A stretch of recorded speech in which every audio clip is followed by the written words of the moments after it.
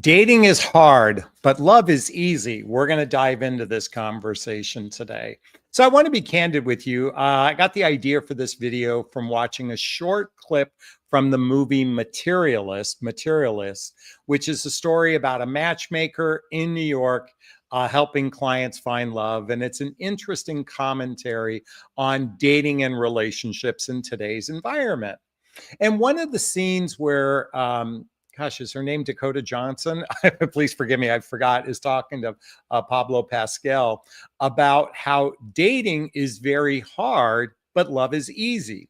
She was talking about ghosting and the mask people wear and chasing validation and getting stuck in ego games. And she was identifying the problem with dating, but she was actually relating to the fact that when you are genuinely in a healthy relationship, when you're in love from a heart centered space, it is rather easy. So I thought I'd identify some of the challenges we have with dating today and then reflect upon that in the form of relationship. And moments before I began this broadcast, I just saw a comment come in on my YouTube channel, and I want to share this with everybody. And this person writes, "Greetings. I have not been in a relationship for over 30 years. I'm an attractive woman and or I am a no nonsense person who will not settle for less than the best. I am so tired of searching for love and falling in love, but the flip side, if it is just pure infatuation." And it got me thinking when she wrote this. First off, how many of you find yourself, you've been in out of the dating marketplace for 5, 10, 15, 20, or even 30 years like this woman who wrote? Many of us have found ourselves in that space, particularly after going through a divorce in many cases. And since my audience is midlife, and I characterize midlife as after baby making years and before retirement, um, roughly, and this is anecdotal, roughly 75% of people in the dating marketplace that are over 45 years old are most likely divorced. And divorce comes with it a whole unique, different set of circumstances when it comes to relationships. And I think a lot of dating and relationship advice is geared for the 20 and 30-year-old crowd, and not necessarily for those of us in our 40s, 50s, and even 60s, like myself. And so when we think of dating today, many people are burnt out on it. And like the matchmaker and Materials said, look, dating is hard. Dating can actually suck in today's environment. Let's acknowledge that it's like that. Just like many of you that are trying to lose weight or get into physical shape, working out and training or dieting is radically hard for those that are not consistent in their habits when it comes to maybe healthy eating or physical exercise. If you haven't exercised in a very long time, if you've been out of the dating marketplace for a long time, it can be very hard to deal with ghosting, people wearing masks, seeking validation, ego-driven games. It can be very hard. And we can trivialize it and saying, well, it's supposed to be easy. Well, first off, why is it supposed to be easy? Who says it's supposed to be easy? What if dating is building a muscle, just like exercise or dieting? What if dating is the muscle we build to improve our communication skills, to develop our self-love within ourselves? What if that is the purpose of dating and it is meant to be grueling? Folks, if you followed me for a while, I went through a divorce 20 years ago. And quite frankly, I went through the pit of despair. I went through a lot of emotional agony. I lost my identity during that period of time in my life. I did drugs and alcohol to cope. I found online dating as a form of self-medication. And it wasn't until I began a practice of personal development, self-help, spiritual work, and therapy, have I gotten to a place in my life where I actually believe, this is just my belief, I'm emotionally mature enough and I have good relationship skills. In fact, I'm in a fantastic relationship right now. I genuinely believe this is a relationship that will go the distance because I did a lot of work. In fact, I talk about it in my book, What the Heck is Self-Love Anyway? A Journey of Personal Development, Self-Help, and Spiritual Work. Why am I touting this? Because look, Dating is the period of time where we build our muscles, that we go through dieting, that we go through the training. That's what dating is all about. Many of you operate from a fantasy perspective, particularly because we've been indoctrinated to believe that attraction, entertainment, romance, and physical connection is the pathway to relationship success. And I'm here to say that dating requires these days ninja level skills to actually be in a healthy relationship. Did you hear what I said? To be in a healthy relationship, it takes emotional maturity, it takes relationship skills, it takes discernment to find to evaluate someone if they're a good match for us. Let me ask you, if you're watching this right now, how many of you have had 5 relationships that were 3 months or longer in your life? I'm using the 3-month mark. How many of you have had that? If you did, please say, yes, I've had 5 relationships. As you reflect upon those relationships, how much of the dating was easy? How much of it was complicated? What was the reason why your relationship failed? Let me reframe that. Relationship ended. Have you looked at the relationship and asked yourself, what positive things about myself did I learn in this experience? How have I healed a childhood wound through this experience? What was good about this experience? What am I most grateful for? What was bad? What do I need to learn from this experience? I did say what was good. So I want to come back to this title, Dating is Hard, but Love is Easy. Dating often feels like a performance. I said earlier, people are wearing masks. They chase validation. They get stuck on ego-driven games. And ladies, if you're watching this, I know you're pointing the finger at men, but men are pointing the finger at you. Listen, men and women are at odds with one another. Who's right? I know you ladies can point the finger at men and men point the finger at women, the ego-given games, but the reality is it's because we're operate from a place, again, we are so indoctrinated to believe attraction, entertainment, romance, and physical connection is the pathway to relationship success. And let's face it, technology complicates connection. Ghosting, breadcrumbing, endless swiping to no shallow end. I mean, let's face it, our current methodology of connecting is very complicated. Many of you can bitch and complain about it, but roughly right now, 65% of all new relationships happen through an online connection. And by the way, that's going to grow to 75% in the next 5 years. You can bitch and complain all you want, or you can adopt a better practice. Maybe your profile sucks. Certainly everybody thinks everybody else's profile sucks. Maybe the way you interact with people is poor. You can all wish that it was better, or you can learn how to be more effective. That's where someone like myself as a coach can come in, whether it's me or someone else. Many of you do such a poor job of utilizing this amazing medium to connect with people. Remember I shared earlier, I'm in a relationship? Well, I'm going to be candid with you. We connected through 3 different dating apps before we finally met. The first one was, people asked me, which is the best dating app? I'll share with you. We met first on Bumble. We had an exchange. Something kind of rubbed me the wrong way, and or maybe it rubbed her the wrong way. I don't know, but the exchange didn't manifest into a telephone call. And then we reconnected a few months later, said, hey, remember me? And she said, yeah. And we connected and we had like one exchange and that didn't lead anywhere. And then 6 months later, she messaged me on another dating app on Hinge. So it went from Bumble to Match to Hinge. And some of you going, oh my God. But you know what? That's what it took. It took effort. It took a willingness to make effort. And quite frankly, these days we have to make Herculean effort. You can bitch and complain all you want, but it's going to require effort. And so when we finally connected, we hey, let's just have a phone call. And from the phone call, it led to a date. But even the date, we didn't have that amazing off the charts chemistry, but we built a friendship along the way. And now I can tell you from a actual, genuine, personally shared experience, she's fast become my best friend. We have friendship as the foundation. And oh my God, the physical connection is off the charts as well.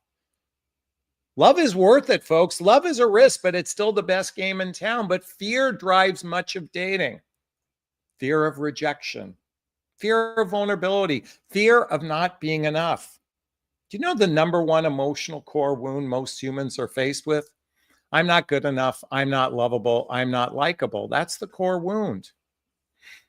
At least my perception of that is anyway. Fear drives much of dating, and no wonder we're bumping heads, because many of us haven't addressed our childhood wounds, our adult traumas that makes being in a relationship complicated. Do you raise your hand if you have an anxious attachment style? Do you even know what anxious attachment style is? Do you have an avoidant attachment style? Raise your hand. By the way, I know I'm an anxious person. That's my default. Maybe you have something known as the imago that you chase, you unintentionally, subconsciously attract someone like one or both of your parents. Some of you have had absentee fathers and you choose men who are absentee because that's familiar. Ego, fear drives the bus in many cases, and it's no wonder it's complicated and why people go from one relationship to another to another. But let me say this, love, on the other hand, is simple. It thrives in honesty. It thrives in presence. It thrives on showing up as your true self. Ladies, I'm so sorry for those. This might feel a little bit off-putting, but many of you have duct tape on your mouth. You're afraid to speak up, to show your true self. You're being told that you're too much. Let me just say this.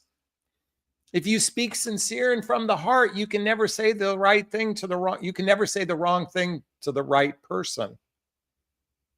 If it's sincere and from the heart, holding back only creates problems later on down the road. Love doesn't require games. Love doesn't require games. It flows when both people choose authenticity over manipulation. Sadly, I stuffed my voice in two significant relationships after my divorce. I was afraid to speak up because, quite frankly, I was practically afraid of my own shadow to some degree. I'm not proud of that, because I was seeking validation. I needed someone to love me so I can feel good about myself. It wasn't until I did this self-love work, and by the way, all the books I recommend are listed below, including my book. And it's still a work in progress. I'm still working on it every single day. And thankfully, I have a partner who wants to work together on healing those areas that we still need tender, loving care. And let me just say this, love is a daily choice to be kind, to be patient, to lean into growth instead of avoidance. How many of you avoid it? I'm going to tell you something. If you feel like you're avoiding love, dive in with both feet. Now, does that mean become attached to someone right away? No, I don't mean that. But I'm so tired of the current dating environment where it's a long, drawn-out version of friends with benefits instead of getting really connected on an emotional level with one another. And I'm talking about a sincere, heartfelt level. Are we on the same page with one another? In my private coaching, and by the way, if you need some support, there's a link below to schedule a discovery call with me to see if working with a coach is right for you. In my private coaching, we have an exercise called Radical Honesty, pre-qualifying your prospect. By the way, when you hear other coaches say, don't interview people, I'm going to tell you, you want to interrogate people. Now, do you see I say it with a smile? By the way, interrogation is about getting to the truth. That's what an interrogation is about. And you can do it in a conversational way. Conversational truth. Someone write that down for me in the chat box. Conversational truth. That's what this dating process should be about, is saying, I want to get to the truth of knowing if you and I are a good fit for one another. See, most people want you to hyper-focus on attraction, entertainment, romance, physical connection as the pathway. And yeah, just like a broken clock, it works a couple times a day. But how many of you are going like this person, going, I am, and by the way, what did she say in her message? She said, I will not settle for less than the best. I wonder if she's setting up for failure because she set up a standard and expectation so high that no person can meet that. Love is also about is about compassion. It's about understanding. It's recognizing that we are going to have differences. And if you're seeking the absolute best, you might be setting yourself up for failure. And let me just tell you this, when you deeply love someone, they are the best. You're not seeking the best, they become the best. When love is real, it feels calm. Dating drama dissolves because two people are committed to each other's hearts. That's what happens when you find love. It becomes easy. It's a joining of two hearts with one another. So I'm here to say, dating is a gigantic pain in the ass. It's going to take some Herculean work. If you're 300 pounds and you want to get down to 150, it's going to take it's going to take some gigantic Herculean effort to get down to that weight. And dating is no different. Let go of the fantasy and the illusion that it's just supposed to magically appear. Now, here's the thing. When you've done the work, by the way, Melt just shared with everybody conversational truth. I have to remember that. Thank you, Melt. You know, when you've done the work and you find the relationship that you've been looking for your whole life, you're going to say it was worth it. There's no shortcuts here. There's no magic formula. So I'm here to say dating is hard and dating can even suck, but love is easy. And let me just say this, love is a risk, and yet it's still the best game in town. That's my invitation for you. Is this sinking in? Is this resonating with you? Please let me know. I'd love to hear your thoughts. Post a comment below. I do my best to read them all in the first 24 hours. As always, if you find value in my videos, please hit that like button. Please share this video. Please subscribe to my channel and hit that notification bell so you can be notified of new videos. And if you want to connect with me directly, there's links below. Schedule a discovery call with me to see if working with a coach is right for you. There's a link to join my group called Midlife Love Mastery. There's links to follow me on social media and to get my dating vows, all listed below. All right, those who know my live format know it's time for Q&A. If you have a question, there's a little chat box in the corner. Write the word question, then post the question thereafter. Or you can purchase a super sticker, super chat. There's a little $sign in the chat box. All the monies from the super sticker, super chat goes to a scholarship fund in the name of my son, Connor Asley. That's a picture of him right there, Salty. He's my son who passed away over 6 years ago. In his honor, we donate to causes like the Hoffman Process, Insight Institute, and scholarships to coaching as well. And our goal is $50 for today. So I'd appreciate some love if you find value in what I share. All right, and if you want to join me live, I'm posting a link right now. You can join me live. We can have a conversation. You get a free coaching session on camera. All right, Lulu's in the house. What do you think about the big gap between the man and woman, like he's 15 or 17 years older?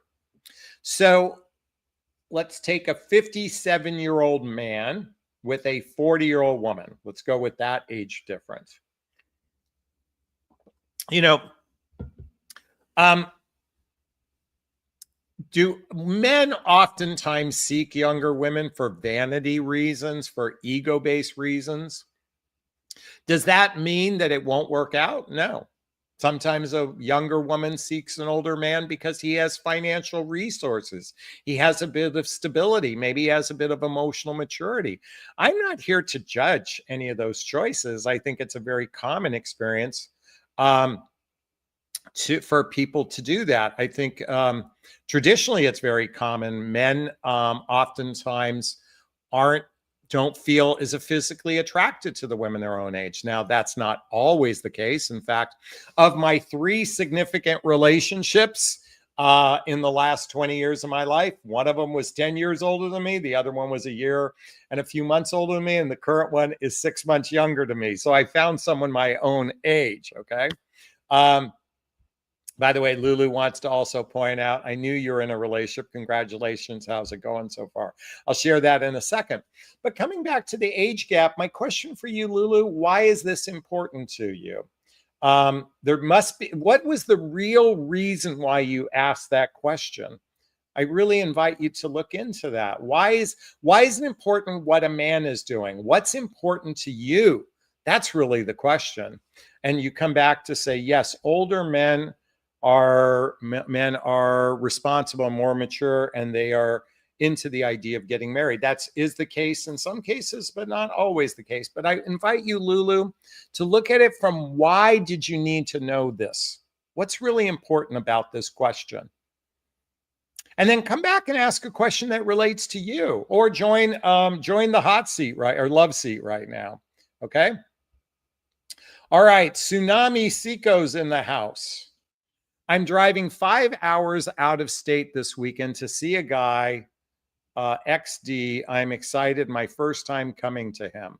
Okay, you're driving 5 hours. So why isn't he driving to you? Why are you coming to him? I'd be curious to know that. Men can be rather lazy. We want women to come to us. Doesn't really show a lot of initiative on his part. I know that you're very excited. I'm dating a guy times D. I'd like to know what the XD stands for, so I just know what that means. I do wish you luck. I hope it turns out to be everything you desire. But my question is, since there's a 5-hour driving distance that roughly in my mind thinks there's about 280 miles, how are you going to navigate a relationship going forward? Are you planning on moving to where he lives? Are you going to make a whole new set of friends where he lives? Many women have this fantasy, and they find that it's not as practical as the fantasy. So I'd just be curious about that. So thank you, Tsunami. Let's keep going here. Lucen worked amazing for us. Him into me, C in spades. Okay. Into me, C, or intimacy, or I believe it's Brene Brown, or is it Esther Perel that says into me, C. Into me, see into me. What is the truth of me? That's what true intimacy is to see the truth of a person, their true heart, their true nature, their true behavior. As I said earlier in this broadcast, people wear masks and they're not showing them true selves in relationships. So into me, see. Love that. Okay. Donna's in the house. What does she say? It seems like showing respect to a woman is no longer something that men are doing. I would agree. Some men are very self-centric. They're only in it for their pleasure. I would say even dating apps has amplified this, that it leans towards being very selfish and myopic. Just makes it, let me reframe that. It easier amplifies it, that experience, but not all men that way. I treat my partner with absolute respect. All of my circle of friends are in wonderful relationships. I know personally 30 couples in beautiful, loving relationships where the partners respect and cherish their partners. So yes, some men operate that way, Donna, but not all men. But I will say there's certainly in the dating marketplace, we have broken, wounded people needing validation, and they oftentimes are very selfish and myopic, and that's sadly. But what do you want? What do you want, Donna? What are you looking for? And what do you think is blocking you from getting you what you want? I don't think it's that. I think it's something deeper, and I'd certainly like to hear more. Lucien says, into me, see, intimacy, exactly. Lulu's back, and she says, because I found true guy who has all the qualities I'm looking for, but he's older, still learning about each other. We're planning to meet soon. I'm hesitant a bit. Okay. Now, you haven't met this person, so you have an idea that he has all these qualities. You can't really know if someone embodies all those qualities until you've done social activities, hobbies, mutual interests, spending time with family and friends, traveling together, teamwork, building skills, both in your personal and professional life. It takes a minimum of 100 hours of face-to-face time to build the first layer of trust. And if there's distance involved, then you're dealing with a telephone fantasy. You're dealing with a cyber relationship in most cases, not to suggest that can't manifest it, but real love is built through the interaction with each other. And not real love, you can build some familiarity over the telephone, but real love is built, at least this is Jonathan's point of view. It's built through the interaction with one another. All right, all kinds of music chick. I would never drive for a guy 5 hours. Please be careful. You must be young. By the way, all kinds of music chick. I will tell you, I've known women who will do, women who are in their 40s, 50s, 60s do the same thing. So it's not just a young woman is doing that. I've seen women of all ages do that. Tsunami said he drove to me 3 times before, so I thought it's okay. All right, now that clarifies. But you did say, Tsunami, you're meeting for the first time. So I'm a little confused. Oh, I misread it. I'm excited. My first time coming to him. I owe you an apology. I thought that was your first time meeting him. My bad. Folks, I have a little dyslexia. Sometimes I don't, or sometimes I'm not present when I read. Okay, clarify. Lulu wants to come back. He's willing to fly to my state and meet me, and I want to stay a week or so I'll be able to decide if we click. Okay, got it. Melt says the smiley face is a face, X equals I shut, and D equals big smile. Okay, got it. I didn't know what that meant. All right. Hey, if someone wants to join the hot or the love seat, I just post a link. Let's have a conversation. Let's see if I can make a difference in your life. Or if you have a question, write the word question, then post the question thereafter.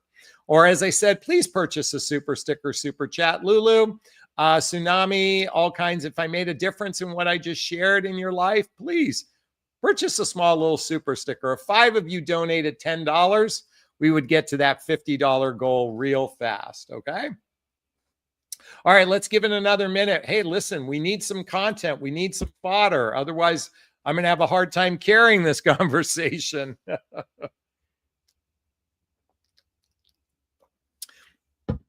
You know, coming back to dating is hard, but love is easy. You know, it's interesting. Women always come to me like, Jonathan, why do guys do this? And Jonathan, why do guys do that? Folks, why do you care what guys do?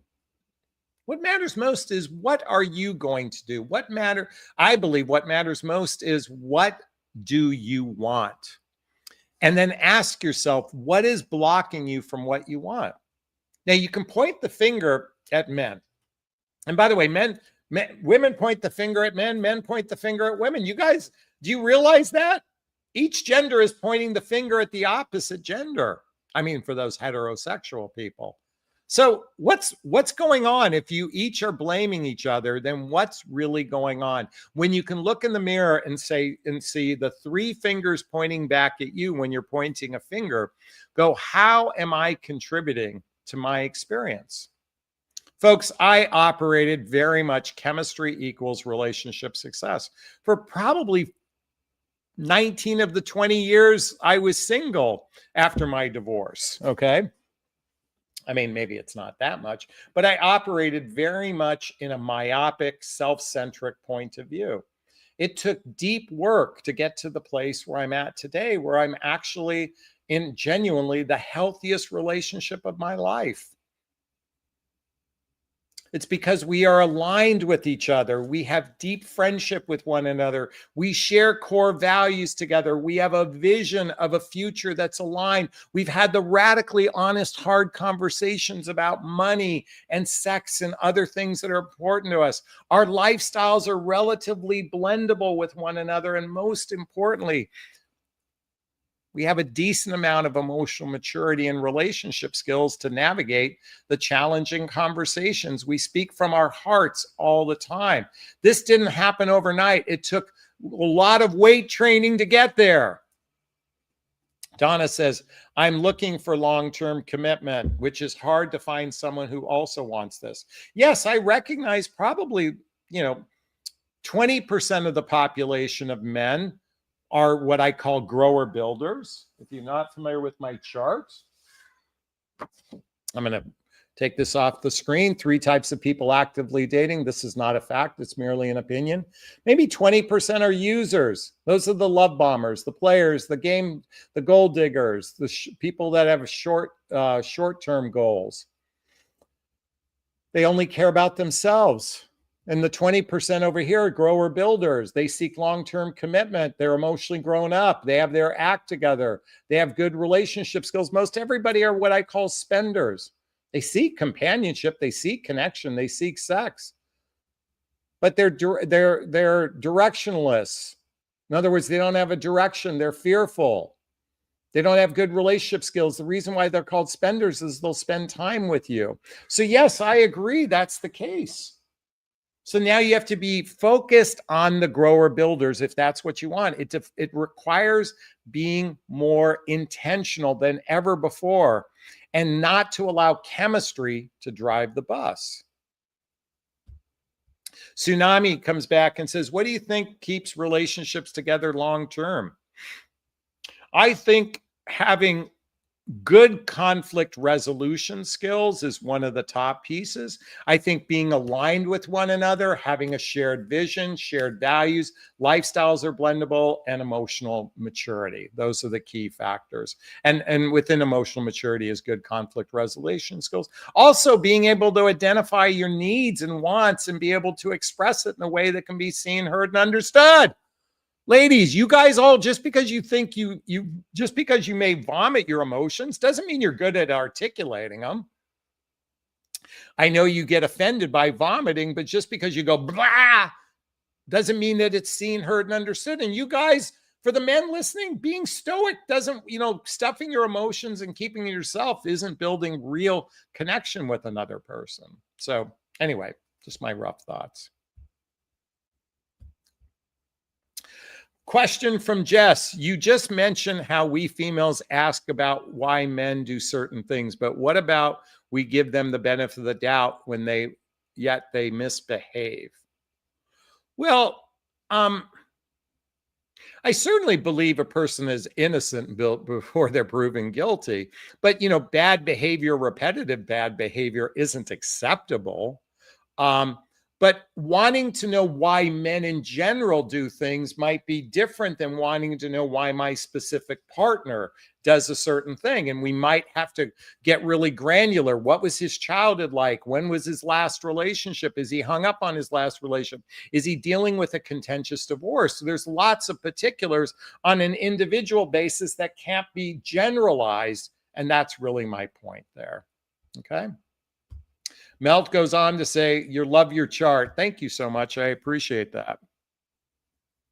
All right, we're going to give it a few more seconds. If you have a question, write the word question and post the question thereafter, or you can purchase a super sticker, super chat. I'd love to have a little donation. If Jess, Tsunami, Donna, if I provided value for you, a small donation to the Connor Asley Scholarship Fund would be really appreciated. Also, if anyone wants to join the Love Seat right now, I just posted a link. Love to have you on and we can have a chat. So we're going to give it another minute to see if we have any questions come in. Otherwise, we're going to wrap up early today. It looks like we have a bashful group. How about this? Do you have any question? I can give you a psychic reading. Not that I'm psychic, but all right. Here's Tsunami's back in the house. That is so true. I recently have realized my guy responds best to playful, bratty pouts or he gets overwhelmed. He responds best to playful, bratty pouts or he gets overwhelmed. That's kind of curious. I wonder why he gets overwhelmed. And like, I can understand that someone might appreciate flirty banter. I believe flirty banter is great, but you said bratty pouts. Like, are you pouting and that he responds to that? That's kind of interesting. By the way, I want to give props to Amy for the $10 super sticker. Thank you for the love. We appreciate you, Amy. Thank you so much. I'm still kind of stuck on this bratty pouts. Like, hey, Google, what is a bratty pout? Let's find out. Let's see what Google has to say. A bratty pout is a facial expression where someone pushes out their lips to show annoyance, displeasure, or sulkiness, typically in a childish or petulant manner. Okay. So he responds best. So he responds best to like that. or he gets overwhelmed. So I'm curious what is it about the bratty pout that he responds to? Do you have any idea, Tsunami? That would be an interesting dialogue to have about that. But ladies, do you use bratty pouts to initiate a reaction from a guy? Does it work? I'm trying to think if my girlfriend has ever done a bratty pout with me. You know what? She always seems to come from a place of love. I can't begin to describe how there's something about coming from a place of love that is just there's a heart centered to itness. If you haven't read the book, If the Buddha Dated, what I love about this book is it throws out the bullshit gender rhetoric and says, how can we connect at a heart-centered level? So the book I recommend is listed below. Donna says, thank you for the good advice. You're very welcome. Lulu's back in the house and she says, what do you recommend women wear to a first date? Nothing? I'm just kidding. I was just kidding. You know, I guess it depends on the environment. So my first date with my beloved, we met for coffee on a Sunday morning, Sunday morning at a hotel restaurant that overlooked the marina in Marina Del Rey in Los Angeles. And, you know, I wore a nice pair of jeans. I wore a nice shirt. I even wore a sport coat. Just because I wanted to have that classier look going in. She wore a nice sundress. I really liked it. It was 10 in the morning. It was a little bit overcast, so I think she had a really nice fashionable bohemian jacket that she wore. She wore boots, which I really liked. You know, for the environment, if you're going to a nice nice cocktail, maybe a cocktail dress, that sort of thing. I love women in jeans. I really think jeans and a nice top is quite sexy. These are the things I like. But you have to do what feels right for you, what feels right for the occasion. You know, I mean, I remember once meeting a woman at a Starbucks and she wore sweats and a t-shirt, you know, didn't affect how I felt about her, didn't change anything. It was just, she was driving from San Diego to Los Angeles and she had suggested meeting for coffee. And she said, I've been driving for a few hours. So that's how she drove or dressed. And, but there wasn't a love connection, but it had nothing to do with her attire. So Lulu, I hope that answers your question. How do you normally dress on a first date? I'm kind of curious. Ladies, how do you normally dress on a first date? I'd be curious to hear what you have to say. Dating is hard, but love is easy. Do you agree? Do you believe love is easy? The hard part is doing the preparation work to be prepared for love. I think that's the hard part. And dating is like weight training. It's like dieting, you know, and it requires to be intentional if you want to attract a really good quality life partner. Is this sinking in? Is this resonating with you? Please let me know. I'd love to hear your thoughts on what I just shared. Post a comment below. I do my best to read them all in the first 24 hours. As always, if you find value in my videos, please hit that like button. Please share this video. Please subscribe to my channel. Hit that notification bell so you can be notified of new videos. And if you want to connect with me directly, there's links below. Schedule a discovery call with me to see if working with a coach is right for you. Join my group called Midlife Love Mastery. Follow me on social media. Get my dating vows and get all the books that I recommend in the show notes below. All right, I'm going to wrap up this video as I always do. First off, give myself a big, gigantic Jonathan Berg of self-love. I'm going to reach into the camera and give you a hug of love if that's okay. I'm going to ask you to turn to someone, a pet, a teddy bear, a pillow, and give it or them a hug of love because hugs are a great source of love. And let's face it, we could all use more love in our lives. I want to thank Amy for the donation. I want to thank everyone that commented. I really do appreciate you. Lulu wants to end with saying, thanks. I usually like to wear a dress, casual or nice for dinner. Someone who's not traveling 5 hours to see me in sweatpants. Thanks for that share, Lulu. Wishing you all a super duper wonderful evening. And Melt says, yes, this is resonating. I'm happy to hear that. Thank you. Wishing you all a fantastic time.